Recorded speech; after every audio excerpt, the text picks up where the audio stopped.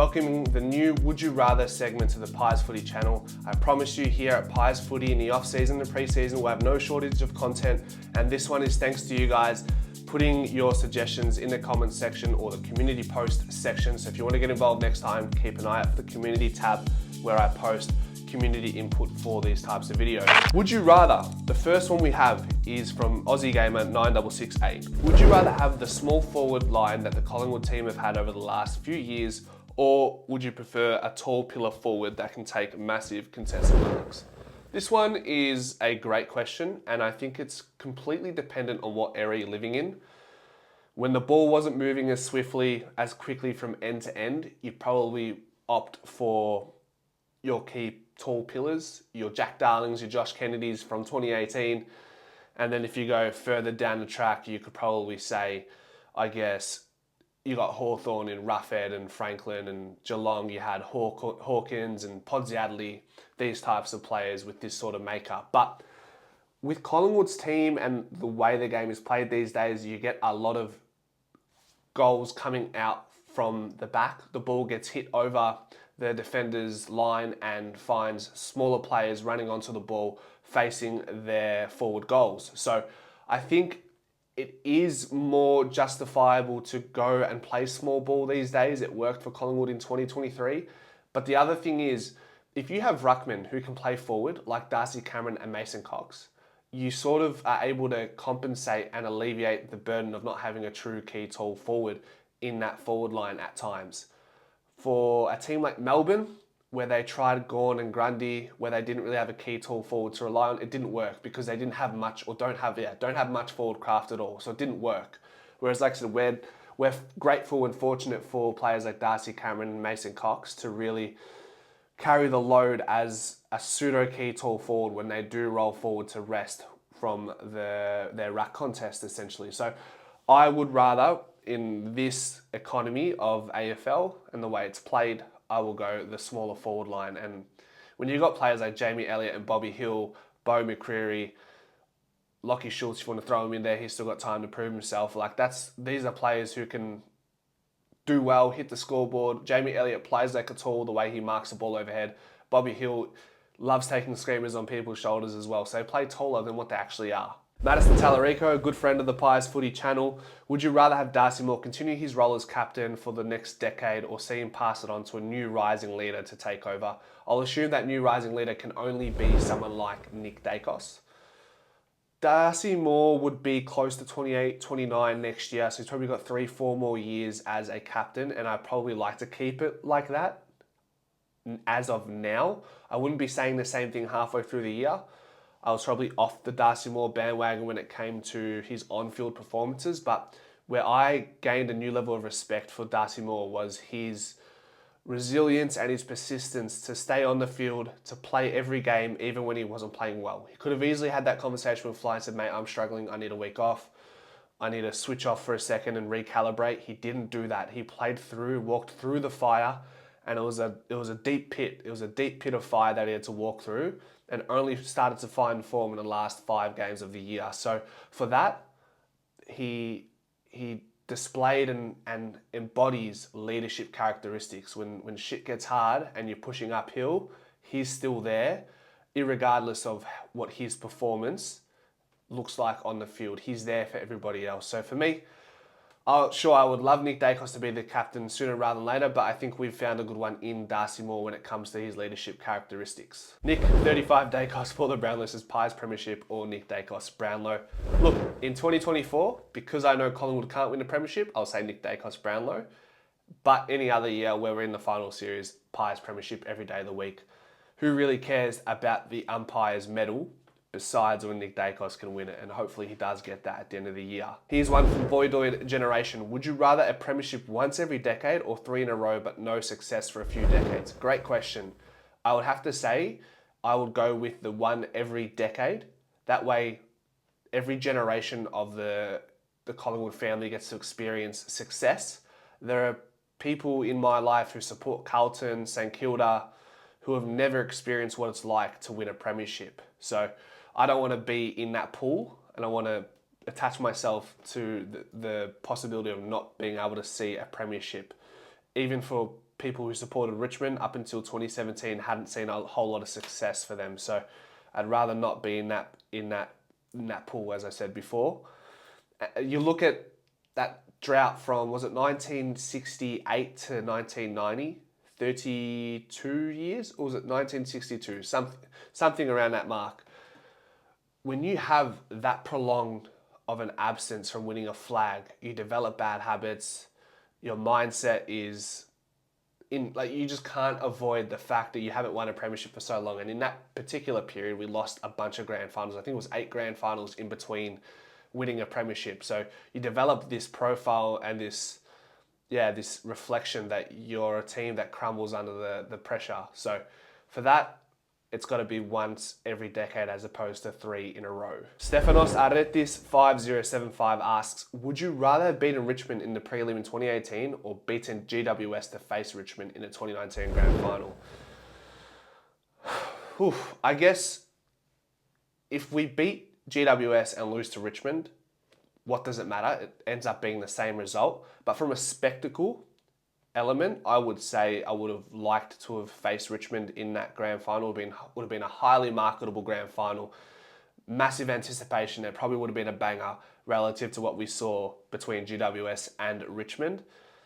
The Richmond win in that prelim was amazing. It's one of the highlights of my life when it comes to games I've watched Collingwood play in. But then comes that West Coast game. So let's move on from that. Miss Didi asks, would you rather go back-to-back in 2010 and 2011 or 2010 and 23? Well, back to my point before, I'd rather see success staggered in decades. So rather than going back-to-back, I'd rather see us 2010 and then 10 odd years later, we see it again in 2023. Madison Tallarico with another hard-hitting question. Would you rather win a Brownlow medal but have it stripped because of a doping scandal, or win a premiership but you lose it due to salary cap breaches? I probably would rather win a Brownlow medal because of a doping scandal. The context matters again.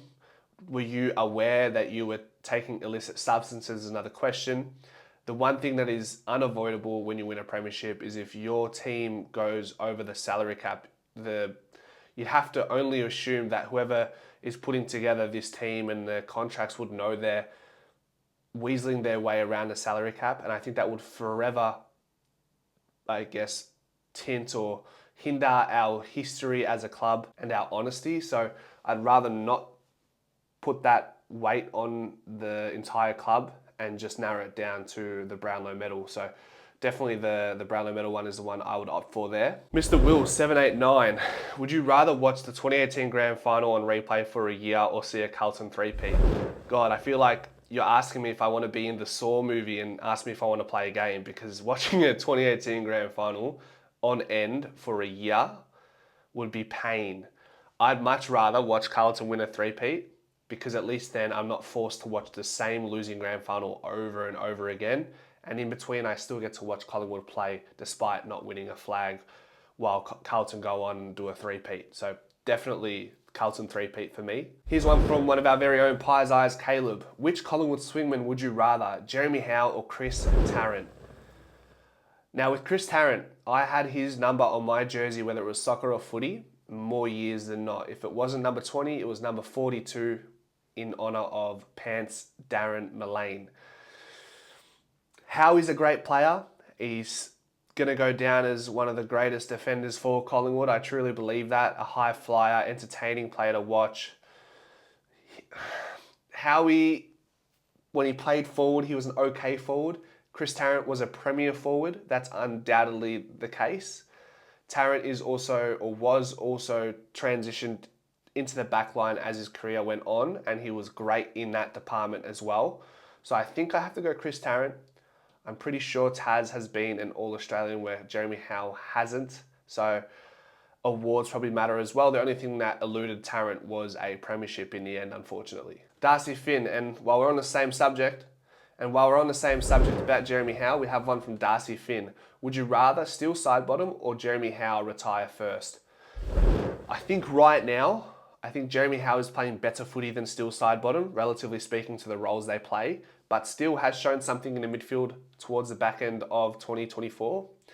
So we don't know how the future is going to play out. But if I had to guess, I'd probably suggest that Steele would retire first. I would rather Steele retires first.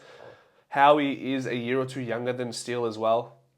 So Howie's probably got a little bit more youth in him than Steele side bottom. But would love them to play on as long as they possibly can together. Jim of the Jimbos with a big one. Would you rather Nick Dacos be a career Pie but never win another premiership, or trade him and win 3 premierships in that time? Brackets. In no way am I suggesting to trade Nick. I'm just playing the would you rather game. Yes, you're playing the would you rather game, but I have to answer these hard-hitting questions. I guess that's what I signed myself up to. All the vitriol coming my way in the comment section after this video. Can't wait. But to answer your question, we obviously have to trade Nick if we get 3 premierships in return. That's just common sense should prevail, right? And hopefully Nick Dacos goes elsewhere and wins some premierships for the club he plays for. But that's never going to happen. Nick Dacos is a Pie for life in my eyes. And he's already 1 premiership down. He's got 2 more to go and maybe more. And here we have my brother entering the chat. Chris Cassette, would you have rather won the 2011 Grand Final or 2018 Grand Final? I think the way both Grand Finals played out, we had decent leads on both teams, 4 goals or more at a given stage throughout those games. But I think the way the 2018 Grand Final ended versus the 2011 Grand Final, I'd probably prefer that we win that 2018 Grand Final. That way, back to my point earlier, we win 1 every decade. So win 1 in 2010, win 1 in 2018, and then we go on and maybe win 2023. Who knows? Comanche Basic says, would you rather De Goey or Petrarca in 2025? The simple answer, the refined answer is Petrarca. But I have to add to this. De Goey is a finals proven player for Collingwood and shows up when it matters most. Who's more consistent? Certainly Petrarca. But I don't think we're losing a whole lot if we have De Goey over Petrarca. So I'm not going to lose sleep over CP5 not being in our team. And it doesn't look like that's going to be the case. But yeah, definitely Petrarca to answer the question simply. Kareem the Dream, would you rather the 2023 Premiership side or the 2010 Premiership side? Based on how dominant Collingwood were in 2010 percentage-wise compared to the 2023 side, we won games by the skin of our nails in some of those games last year, or most of them. And 2010, we were young. We were the second youngest side to win a premiership. So a dynasty was brewing. Did that transpire? No, but a lot has to go right. And if you had to choose based on potential moving forward and not just the year within itself, I'd probably say the 2010 premiership side. 74, Chris Q asks, in 2016, would you rather keep Witts and disregard Cox? Great question. We've been fortunate as a club to have really good ruckmen since that time. Brodie Grundy and now Darcy Cameron and Mason Cox. Darcy Cameron's been a godsend and has transcended into an all-Australian caliber ruckman, and Mason Cox definitely provides value forward of centre as a contested aerial player, and then is doing some great work in the ruck contest as well. If we didn't have Cameron and Grundy do what they've done for the club, that Witts trade, letting him go to Gold Coast, would hurt a lot more. But thankfully, we haven't had to look at it in that light. So, would you rather? I'd probably let Witts go rather than keep him, just because, like I said, how it's ended up, it's worked very, very well for Collingwood. My last one for you guys in the comment section, if you've made it this far, thank you. And if you aren't subscribed, please consider doing that. I'm going to give you plenty of content in the off-season, pre-season, plenty of opinions, documentaries, tier lists, whatever you want, you name it, we'll do it. My would you rather is for you guys, Scott Pendlebury or Nathan Buckley? Which player would you rather? I'm not going to give you any context. Go in the comment section, let me know, make your best points, and expose yourself to the rest of the community. And beware, if your opinion isn't popular regarding this matter, people are going to come at you hard here. We don't pull punches in the Pies Footy community. Go Pies.